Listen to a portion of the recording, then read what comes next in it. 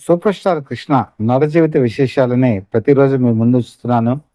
ఆదరిస్తున్న మీ అందరికీ కూడా మనస్ఫూర్తిగా ధన్యవాదాలు. ఎస్పి బాలసుబ్రహ్మణ్యం తెలుగునాళ్ళలో కెరీర్ ప్రారంభం అయినటువంటి రోజుల్లో ఏ అగ్ర హీరో కూడా ఆయన చేత పాటలు పాడించుకోలేదు. ఇది సత్యం. కమ్యూనిస్ట్కి పాడుతూ ఉండేవాళ్ళు. కానీ సూపర్ స్టార్ అతని గొంతులోని మాధుర్యాన్ని గమనించి తన సినిమాలకి అవకాశం ఇచ్చారు. ఇచ్చినప్పుడు ఆయన ఒకే ఒక్క సలహా ఇచ్చారు. అదేంటంటే, నాకు ప్రతి సంవత్సరం కూడా 10 సినిమాలుంటాయి. 10 సినిమాల్లో మీరే పాడుదురు గాని. కాకపోతే కమెడియన్స్‌కి మాత్రం పాడొద్దు. అది నా ఇమేజ్‌కి కొంత ఇబ్బంది అవుతుంది అని చెప్పారు. కానీ ఆ రోజుల్లో ఉన్నటువంటి పరిస్థితులు, తన కుటుంబం జీవనం గడపడానికి కమెడియన్స్‌కి పాడినా గూడా, సూపర్ స్టార్ కృష్ణకి తెలిసినా గూడా పట్టించుకునేవాడు కాదు. ఏదోలే పాపం అతను ఏదో పాడుకుంటున్నాడు అని చెప్పి ఒక మంచి వైఖరినే అవలంబించేవారు. తర్వాత కాలంలో ఘంటసాల గారి మరణం తర్వాత రామకృష్ణ రావటం, రామకృష్ణ చేతే అగ్ర హీరోలు పాడించుకోవటం, ఆ తరుణంలో కూడా ఒక క్లిష్ట పరిస్థితి వచ్చింది. ఎస్పి బాలసుబ్రహ్మణ్యం ఇంక వద్దు, నేను ఇక్కడి నుంచి వెళ్ళిపోతాను, నెల్లూరు నా స్వస్థలం అని చెప్పి అనుకున్న తరుణంలో సూపర్ స్టార్ కృష్ణ మళ్ళీ అండగా నిలబడ్డారు. నేనున్నాను కదా, నా సినిమాలకి పాడుదురు గాని అని చెప్పేసి ఆయన మళ్ళీ ధైర్యం ఇచ్చారు. ఇలా ఎవరిస్తారు ధైర్యం? ఇలాగా తనకు తొలినాడులో అండదండలుగా ఉన్నటువంటి సూపర్ స్టార్ అంటే ఎస్పి బాలసుబ్రహ్మణ్యానికి వల్లమాలిన అభిమానం, ప్రేమ. అది ఎలా చూపించేవాళ్ళంటే, సూపర్ స్టార్ కృష్ణ పాటలు పాడినప్పుడు కృష్ణ గొంతు బాలులా ఉంటుందా? బాలు గొంతు మరి కృష్ణలా ఉంటుందా? ఈ 2 గొంతులు ఎవరు కూడా విడదీయరాని బంధంలా ఉండేది. పాలు, తేనె కలిసిపోతే ఎలా ఉంటుంది? ఆ రోజుల్లో కృష్ణ పాడినట్టే ఆ పాటలు ఉండేవి. మీరొక్కసారి 1970 దశకంలోకి వెళ్తే నిజంగా మీకు ఈ అనుభూతి కలుగుతుంది. అంత గొప్పగా ఎస్పి బాలసుబ్రహ్మణ్యం పాడేవాడు. 78వ సంవత్సరం వచ్చేప్పటికి బాలు గొంతులో మెచ్యూరిటీ వచ్చింది. మెచ్యూరిటీ వచ్చేప్పటికి ఇంకా అందంగా వాయిస్ మారింది. అందుకని మీకు 77, 78 నుంచి కృష్ణ పాటలు ఇంకా మధురంగా ఉంటాయి. దానికి తోడు ఎస్పి బాలసుబ్రహ్మణ్యం పాడిన పాటలతో పాటు చల్లపిల్ల సత్యం దాదాపు 100 సినిమాలకి పైగా సూపర్ స్టార్ కృష్ణ సినిమాలకి సంగీత దర్శకత్వం వహించారు. ఆ రోజుల్లో K V Mahadevan super star Krishna సినిమాలకి సంగీతం ఇచ్చారు. ఎంఎస్ విశ్వనాథన్, రాజన్ నాగేంద్ర ఇలాంటి దిగ్గజాలు. ఆ తర్వాత కాలంలో చక్రవర్తి ఎంతో మంచి పాటల్ని ఇచ్చారు. ఆ రోజుల్లో ఈ రోజుల్లో లాగా దూరదర్శన్ లేదు. 1971కే సూపర్ స్టార్ కృష్ణకి యూత్‌లో విపరీతమైనటువంటి క్రేజ్ ఉంది. దాదాపు 15 ఏళ్ళు, 16 ఏళ్ళు ఉన్న కుర్రాళ్ళు, అలాగే 30 ఏళ్ల వయసులో ఉన్న నడి వయసులో ఉన్నవాళ్ళు సూపర్ స్టార్ కృష్ణ పాటలంటే చాలా ఇష్టపడేవాళ్ళు. అనురాగ దేవత నీవే నా ఆమని వినేంత నీవే అనే పాట ఉంది కదా, ఆ అనురాగ దేవత నీవే పాట ఆ రోజుల్లో పెళ్ళైనటువంటి కొత్తలో ఉన్న జంట ఈ పాటని తమకు తాము ఆపాదించుకొని వాళ్ళు వింటూ ఉండేవాళ్ళు. ఆల్ ఇండియా రేడియోలో సూపర్ స్టార్ కృష్ణకి సంబంధించిన పాటలు, అంటే కృష్ణ పాటలు అంటే వేరేగా ఉండవు, బాలు పాడిన పాటలే. ఆ రోజుల్లో అనుకునేవాళ్ళు అన్నమాట. ఎన్టీ రామారావు, అక్కినేని నాగేశ్వరరావు పాటలు, కృష్ణ పాటలు, సోహన్ బాబు పాటలు అన్నీ అలా ఉండేవి. అంటే వాళ్ళు అనుకునేవాళ్ళు మాకు అభిమాన హీరో పాటలు అని చెప్పి. మిగతా హీరోల పాటలు కూడా చాలా బాగుంటాయి, అందులో నో డౌట్. కాకపోతే కృష్ణ పాటల్ని ఆ రోజు నేను చెప్పాను కదా, అభిమానులు ఎక్కువ ఉండబట్టి వింటూ ఉండేవాడు. ఆల్ ఇండియా రేడియో ఉదయం 6 గంటలకల్లా ప్రసారాలు భక్తి రంజని ద్వారా స్టార్ట్ చేసేది. అలాగే 7 గంటల 15 నిమిషాలకి హిందీ పాటలు వచ్చేవి. 8 గంటలకి తెలుగు పాటలు ప్రారంభమయ్యేవి. అలాగే సిలోన్ కార్యక్రమాలు మధ్యాహ్నం 2:30 నుంచి 3:30 వరకు గంట పాటు వచ్చేది.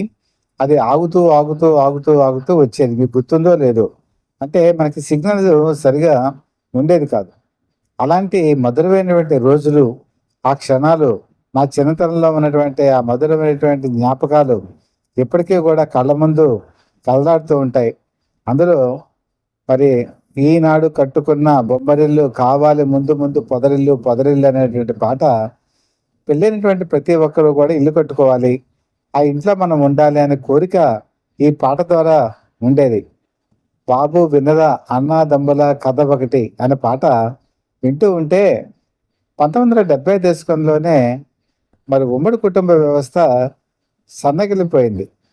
చిన్న చిన్న ఫ్యామిలీస్ వచ్చేసాయి. చాలామంది అనుకుంటూ ఉండేవాళ్ళు పెద్దవాళ్ళు ఆ రోజుల్లో, అరే ఉమ్మడి కుటుంబం అంటే ఎంత బాగుండేది, ఇలాంటి పాటలు మాకు మనసులో ఒక విధమైన హృదయాన్ని ద్రవింపచేస్తున్నాయని చెప్పి అనుకోవటం నేను కళ్ళారా చూశాను. అలాగే మరి సూపర్ స్టార్ కృష్ణ పాడిన నా కోసమే నీవున్నది ఆకాశమే అవునున్నది అనే పాట యువతరాన్ని గిరిగింతలు పెట్టేది. అందముల సవాల్లో పాట. ఆ రోజుల్లో పెళ్లి కానిటువంటి యువత తమ అందాల రాకుమారి జయచిత్ర అలా అందమైనటువంటి యువతి భార్యగా కావాలి, కృష్ణని హీరో కింద భావించి అదే తమే గుర్రం ఎక్కి వెడుతున్నట్టుగా భావించి ఈ పాటను ఆస్వాదించేవాడు. ముఖ్యంగా ఆకాశవాణిలో మీరు దాదాపుగా కృష్ణ పాటలు కనీసం 10 వచ్చేవి. ఆ 10 పాటలు కూడా చాలా మెలోడియస్ సాంగ్స్ ఉండేవి, మధురమైనటువంటి గీతాలు ఉండేవి, మనసుని తట్టి లేపి ఆనందాన్ని గోరికల్లో ఊగిసలాడే పాటలు ఉండేవి. 1978 ప్రాంతంకి వచ్చేటప్పటికి ఆల్ ఇండియా రేడియోతో పాటు మీకు టేప్ రికార్డర్స్ విపరీతంగా ప్రాచుర్యంలోకి వచ్చాయి. టేప్ రికార్డర్స్ అంటే బాగా బలపరుపుగా ఉండే tape recorders, mono tape recorders, తర్వాత 2-in-1 tape recorders, stereo tape recorders వచ్చాయి. అప్పుడు ఎక్కువగా కృష్ణ పాటల్ని రికార్డింగ్ చేయించుకునేవాళ్ళు. అప్పట్లో 60 నిమిషాల క్యాసెట్లు, 90 నిమిషాల క్యాసెట్లు సోనీ అని చెప్పి ఉండేవి. అది కాకుండా డబుల్ రికార్డింగ్ అని ఉండేది. అంటే 90 నిమిషాల్లో అటుపక్క ఇటుపక్క డబుల్ రికార్డింగ్ చేసేవాళ్ళు. అంటే దాదాపు 3 గంటల పాటు అందులో పాటలు ఉండేవి. అందులో సూపర్ స్టార్ కృష్ణ పాటలన్నీ కూడా ఉండేవి. కోరినది దరి చేరింది ఓహో కలలు నిజమాయే. ఈ పాట వింటూ ఉంటే చాలామంది అనుకునేవాళ్ళు, మేము ఏదైనా కోరుకుంటే అది నెరవేరాలి, మాకు ఉద్యోగం రావాలి, మేము ఇంకా పైకి ఎదగాలి అని కోరుకునే యువత కూడా ఆ రోజుల్లో ఉండేది. ఒక ఇన్స్పిరేషన్ సాంగ్. అలాగే మన జన్మభూమి బంగారు భూమి అనేటువంటి పాట నిజంగా సంక్రాంతి పండుగ రోజున ఇది ఆల్ ఇండియా రేడియోలో వచ్చేది. కొంతమంది మైకులు పెట్టేవాళ్ళు. ఏదైనా వినాయక చవితి ఫంక్షన్స్ జరిగినా, శ్రీరామనవమి ఫంక్షన్స్ జరిగినా, పెళ్ళిళ్ళు జరిగినా కూడా అప్పట్లో ఆచారం ఏంటంటే మైకులు పెట్టి పాటలు వేసేవాళ్ళు. ఆ పాటలు వేసినప్పుడు మన జన్మభూమి బంగారు భూమి పాట మొత్తం అందరినీ కూడా విపరీతంగా ఆకట్టుకునేది. అలాగే కృష్ణ పాటలు ఒక ఇన్స్పిరేషన్ కలిగించేది. తెలుగు బీర లేవరా ఇది ఆగస్టు 15 రోజున ప్రతి చోట కూడా ఈ పాట వినిపించేది. ఆల్ ఇండియా రేడియోలో కంపల్సరీ ఈ పాట వేసేవాళ్ళు.